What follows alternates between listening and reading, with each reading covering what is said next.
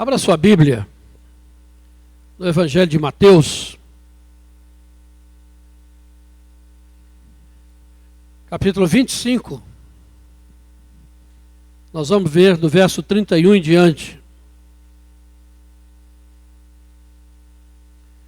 Mateus 25, verso 31.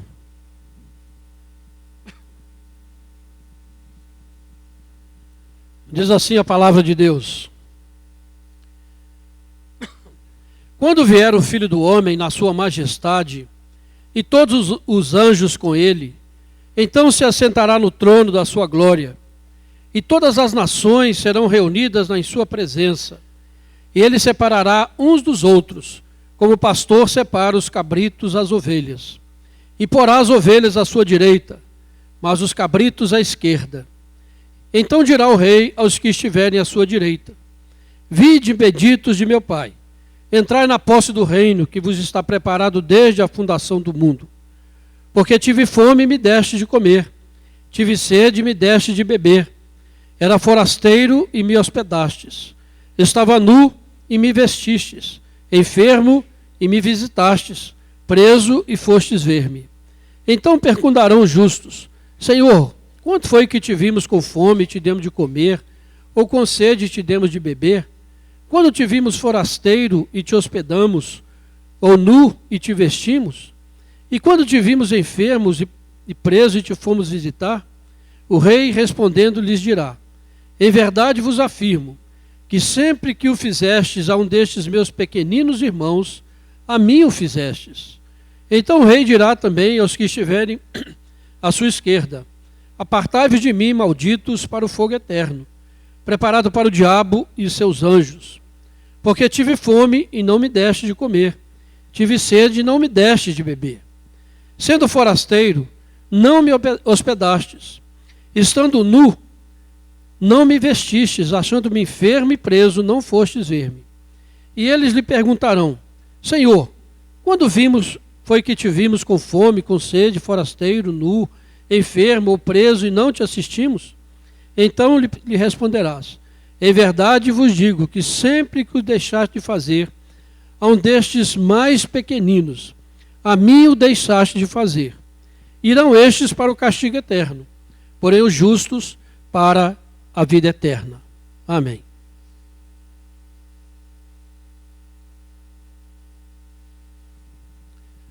O mundo está passando, nesse nosso tempo, por um momento nunca visto na história da humanidade, com o problema dos refugiados de guerra, daqueles que estão sendo expulsos do seu país por causa da sua crença, da sua fé, aqueles que estão fugindo para não terem que enfrentar a morte e estão perdendo tudo, saindo das suas casas.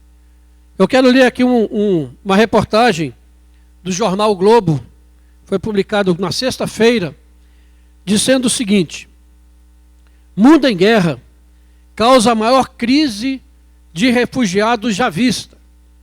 Relatório da agência da ONU e da Human Rights Watch alertam para a explosão da quantidade de pessoas deslocadas no planeta. O impressionante aumento do número de refugiados ao redor do mundo pode levar o planeta a uma crise humanitária sem precedentes, informou ontem o chefe do Alto Comissariado das Nações Unidas para os Refugiados, Antônio Guterres. Segundo o relatório divulgado pela agência da ONU, o aumento de pessoas desabrigadas em consequência de guerras, conflitos e perseguições, que era de 37,5 milhões há 10 anos, passou de 51 milhões em 2013 para 59,5 milhões no ano passado. Estamos testemunhando o início de uma era na qual a escala dos deslocamentos forçados globais e a resposta necessária para conter o problema são claramente muito maiores do que em qualquer situação já vista, afirmou Guterres. Quando vemos as notícias, temos a impressão de que o mundo está em guerra. E, de fato, muitas regiões vivem situações caóticas que aumentam os deslocamentos forçados e o sofrimento. Acredito que as coisas vão piorar antes que finalmente comecem a melhorar. Outro relatório divulgado ontem pela ONG de Defesa dos Direitos Humanos apontou a violação dos direitos humanos como principal fator para o aumento do número de imigrantes que tentam cruzar o Mediterrâneo. Nos primeiros 5 meses deste ano, 93 mil imigrantes e requerentes de asilo chegaram à Europa desta forma, e 60% deles vieram de países marcados por conflitos e governos repressores, como Síria, Eritreia, Afeganistão e Somália. Na Síria, há um conflito generalizado envolvendo rebeldes e extremistas do Estado Islâmico, que representam uma ameaça às pessoas. O medo de recrutamento forçado também é sentido pelos imigrantes da Somália e do Afeganistão, que fogem da Al-Shabaab e do Talibã. Na Eritreia a situação é diferente. Não é um país em guerra, mas tem um dos governos mais repressivos da África. Em 2014, a cada dia, uma média de 42.500 pessoas se tornaram refugiadas, requerentes de asilo, ou foram obrigadas a se deslocar de seu país devido a conflitos. Atualmente, 1 em cada 122 pessoas no planeta está em uma dessas 3 condições. Os 2 relatórios também apontam para outro fator preocupante nas migrações. De acordo com a Acnur, mais da metade dos refugiados do mundo são crianças. E segundo a HRW, em 2014, mais de 10 mil menores viajaram sozinhos à Itália pelo mar. Na Grécia, no mesmo tempo, cerca de 1.000 crianças desacompanhadas foram registradas. Muitos acreditam que organizações humanitárias sempre estarão lá para arrumar a bagunça, afirmou Guterres. É importante dizer que não temos mais a capacidade de arrumar nada. Não temos mais a estrutura e os recursos para responder a um aumento tão dramático da crise humanitária. Já o Human Rights Watch critica as políticas de imigração de asilo da União Europeia e cobra uma resposta mais forte do bloco, que se reunirá nos dias 25 e 26 de junho para discutir a crise migratória. Não há soluções simples para os abusos e dificuldades que obrigam as pessoas a deixarem seus países e a crueldade que enfrentam em suas jornadas, afirma Judith. Esse é um duro desafio para a União Europeia, mas é nesta hora que os direitos humanos devem ser uma prioridade. Então, irmãos, essa é uma situação que está afetando o mundo. E queiramos ou não, nos afeta. Principalmente como igreja, como cristãos. Conforme o texto que nós lemos, a Bíblia diz que nós somos peregrinos, forasteiros deste mundo. A Bíblia sempre diz que, principalmente no Antigo Testamento, que o povo de Israel deveria receber bem o estrangeiro, para se lembrar sempre de que eles haviam sido estrangeiros lá no Egito e tinham vivido uma situação muito difícil. E nós estamos vivendo essa situação está diante de nós. E uma grande parte destes refugiados são cristãos, que estão sendo obrigados a deixar o seu país por causa da sua fé, para não negar a sua fé cristã. E saem sem nada, saem com a roupa do corpo e enfrentam situações muito difíceis. Eu vou pedir a Aline que vem aqui, vamos passar um vídeo, você explica o vídeo, porque ele está em inglês, aí você pode dar pelo menos uma noção do que está sendo feito. É um vídeo secular, como essa reportagem aqui que nós lemos, da CNN, uma emissora americana de notícias. Então, só para você ter uma noção do que está acontecendo.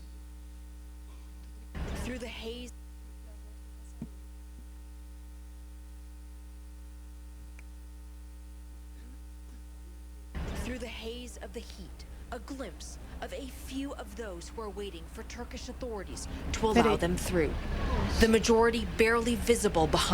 Refugiados migram para a Turquia, com um ataque curdo do ISIS.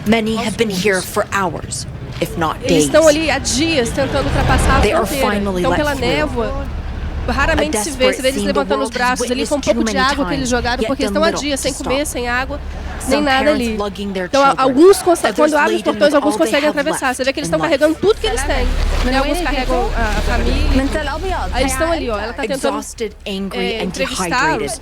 Aí fala que eles estão exaustos, famintos, raivosos, né, com a situação e desidratados. E eles só querem continuar seguindo a vida, né? Ela tenta entrevistar esse senhor e ela fala que ele acaba de ser reunido com a família dele, acaba de encontrar a família nesse lugar. E eles nem querem parar para conversar e ela entende isso, né? Porque eles, pela situação difícil que eles têm enfrentado. Muitas pessoas, no momento que os portões se abriram, ficaram telefonando para os parentes que estavam do outro lado, dizendo: tá aberto, venha, atravessa rapidamente.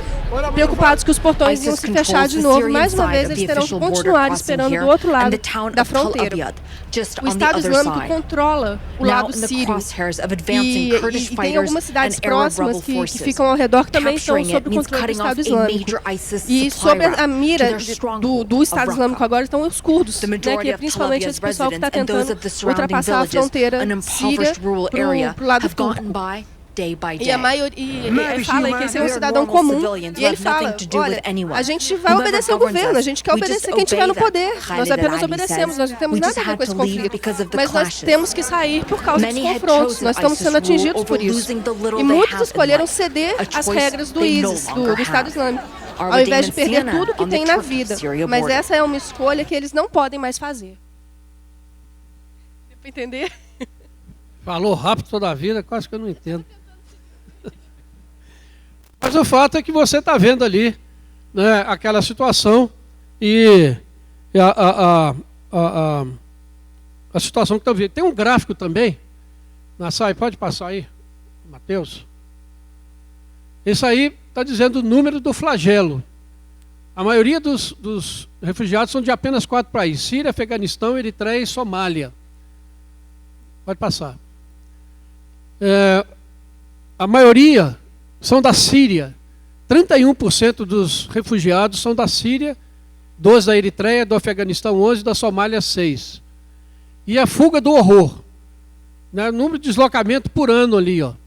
Então, 2005, primeiro, 37,5%, 2014, 59,5%, 60 milhões de pessoas. Pode passar. Em 2012, eram 45 milhões de refugiados. O próximo.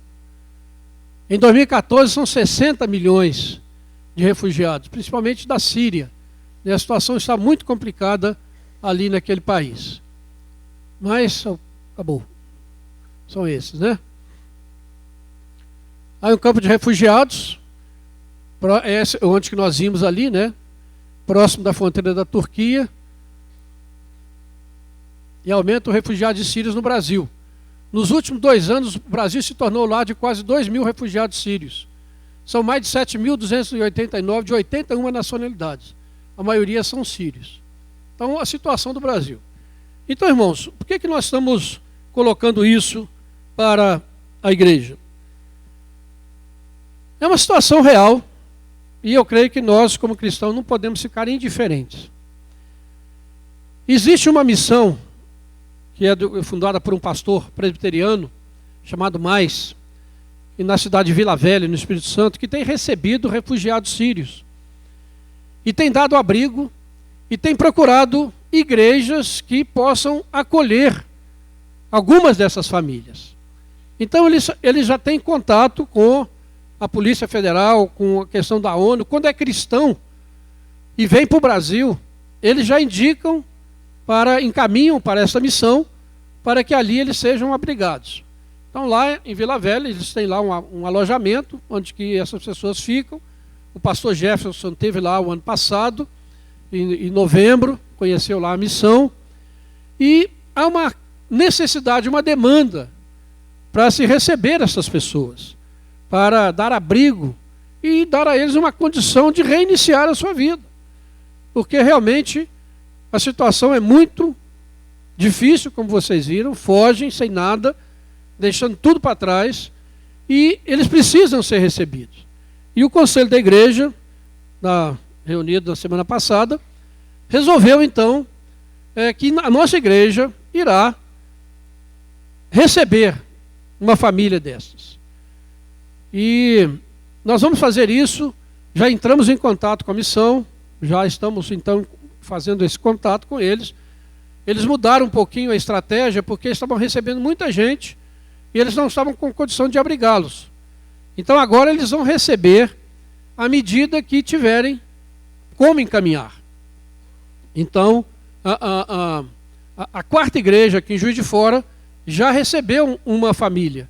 Já está aqui na cidade, já está sendo acompanhada pela igreja. E nós então também queremos fazer isso, porque sentimos que é uma necessidade da igreja acompanhá-los. O que é que nós temos que fazer? A igreja tem que assinar um contrato de 1 ano com essa missão de que vai, durante esse ano, providenciar casa para essa família, irá dar apoio espiritual, apoio emocional, e segundo eles, essa é a parte mais difícil, porque são pessoas que estão extremamente feridas, traumatizadas, com trauma pós-guerra, deixaram a família com saudade de casa, da família, não sabe o que está acontecendo com os familiares que ficaram. Então é uma situação que a igreja tem que se comprometer a dar esse apoio para eles.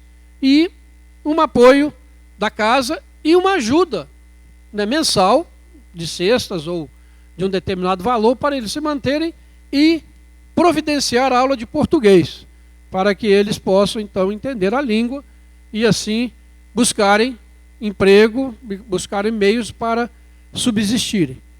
Então esse é um compromisso que precisamos assumir e que o Conselho achou, entendeu que é realmente uma demonstração de amor cristão, é tornar a nossa fé prática, é não ter uma fé teórica, e nós resolvemos fazer. E aí precisamos da participação da igreja, né, tanto no acolhimento dessas pessoas, para que elas sintam uma família, elas sejam recebidas, né, sejam bem acolhidas.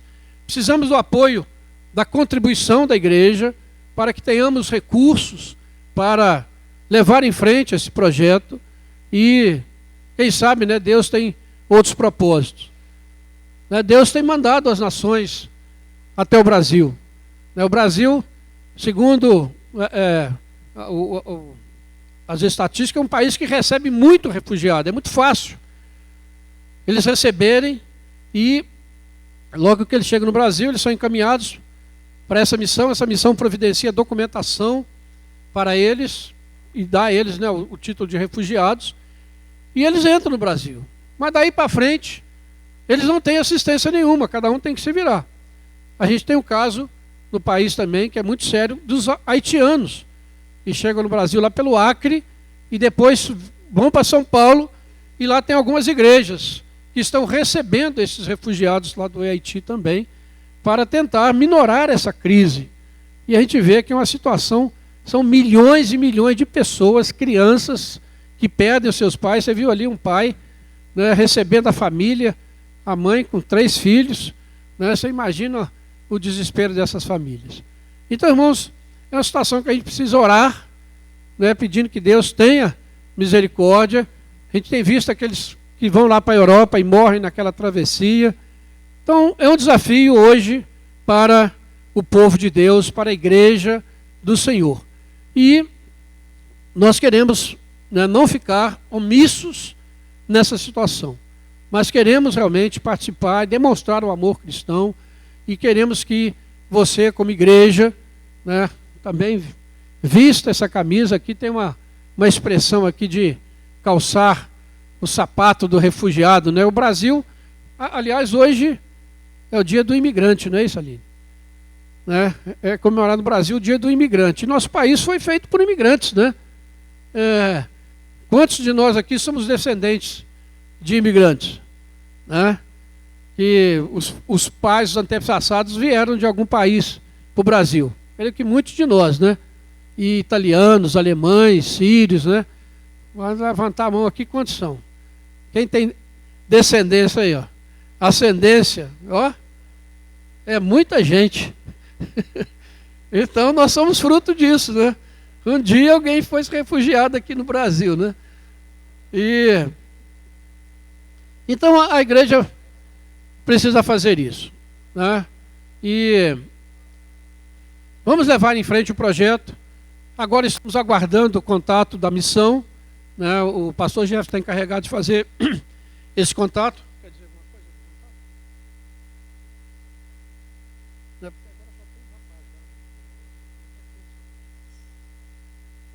É porque agora lá na missão, né, tem 4 rapazes que estão esperando para serem encaminhados. E eles, por causa dessa mudança política deles, né, de só encaminhar depois que tiver uma igreja. Então a nossa igreja já está lá, cadastrada, para que agora eles possam entrar em contato. Né, quem que nós vamos receber? Uma família, um casal, né, uma família com filhos, ou no caso aí, né, tem esses rapazes que tiveram que sair de lá, né, por serem cristãos e se recusarem a pegarem armas. Né, então eles saíram, tiveram que sair do país. Então, irmãos, vamos caminhar nesse sentido, né, vamos, né, buscar mais a direção de Deus e pedir que Deus realmente nos oriente e que nós, como igreja, possamos realmente assumir esse trabalho, né, dando refúgio, apoiando. Vai ser uma gotinha no oceano, né? Mas vai ser uma gotinha, né? Alguém vai ser abençoado e nós não sabemos o que mais Deus tem para nós aí para frente. Amém? Podemos contar então com o apoio da igreja nesse sentido? Graças a Deus, né? Eu sabia que, né, teria esse apoio, né? Porque a nossa igreja tem se preocupado com as nações, né? Nós temos ido às nações com o Evangelho.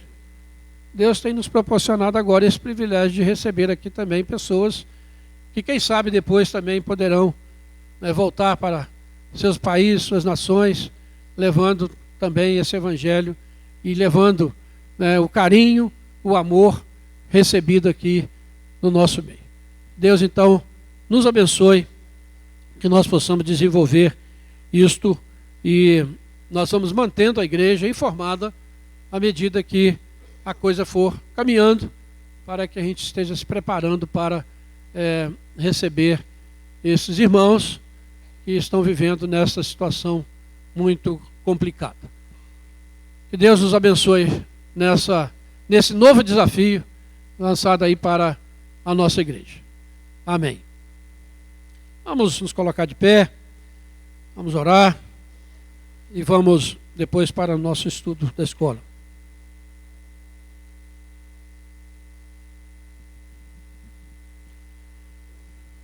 Senhor nosso Deus, nosso Pai, a Ti toda a honra, toda a glória e todo o louvor, ó Pai. Ó Deus, nesse momento nós queremos rogar ao Senhor, ó Pai, por esses milhões de pessoas, ó Pai, que estão enfrentando situações tão difíceis em suas vidas, tão deslocadas, ó Pai, de suas casas, da sua cidade e muitas vezes do seu país, vivendo, ó Pai, situações humilhantes, de desespero, de fome, de insegurança. Ó Pai, rogamos por esses que assim estão vivendo, ó Pai.